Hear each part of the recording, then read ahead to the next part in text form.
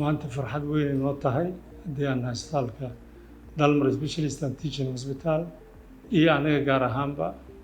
Dr. Cabdirasaaq Dalmar ahaan maxaa yeelay maanta waxaa nala jooga professorkeygii aniga macallinkii ahaa dhakhtar weyn oo Soomaaliyeedna ah Professor Saalax Idriis Naasir Al-Camuudi oo waqtiga aan bartay waqti aad iyo aad u horeeya ahaa anigoo arday ah ayuu macallimii ahaa maadada chirurgy urgence la yiraahdo ama emergency surgery ayuu dhigi jiray markii aan fasalka shanaad marayay jaamacadda ka bacdina markaan sameeynay practice-ka ugu dambeeyay sanadka internship-ka qaybta qalliinka markaan marayna asaa madax ka ahaa oo jaamacadda iyo Digfaar labadaba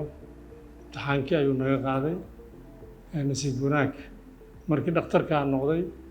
waxaan ka mid noqday dadkii loo qaatay jaamacadda inay assistant ka noqdaan oo ayaantii hore 3 sano ugu horreysay anatomy ayaan ka ahaa kadibna qaybta ophthalmology-ga ayaan u gudbay isbitaalka Digfaarna waa ka shaqayn jiray halkaas ay haddana aqoonteennii iyo barashadeena ay ka sii socotay asoo isbitaalka ka ahaa agaasima ku-xigeenka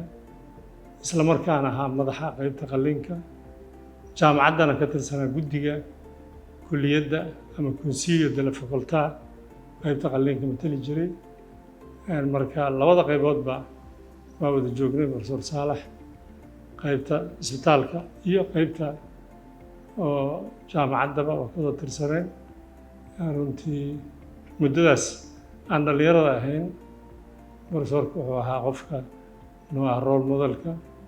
oo aan fiirsanno oo aan ka baranno aqoonta dhakhtarnimada iyo siduu mar walba ugu dadaalayay aqoonta wuxuuna dhihi jireen aqoontu maaha wax dhammaada waa in mar walba qofku u dadaalaa aqoontiisana kor u qaado cilmi baaris sameeyo kaysaska wax ka barto buugaga u akhriyo intaas waxaa u dheeraa xagga dabeecadda oo aydan dhakhtarnimada qayb weyn ka ah in bukaankaa soo dhaweysid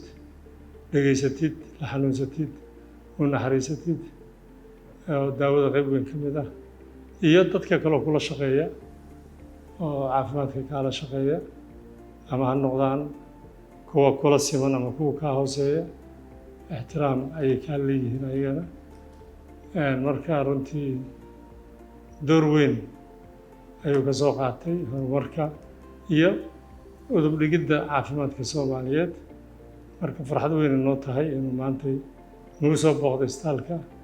Dalmar oo runtii mirahaagii ka mid ah dadkii ardayda ku ahaa maantay bulshadu u adeegaya oo maaragtay shaqaynaya professorka waxaan leenahay soo dhawow cimrigaaga la noo ziyaadiyo Dalmar Specialist and Teaching Hospital. Higsigeenu waa caafimaadkaaga.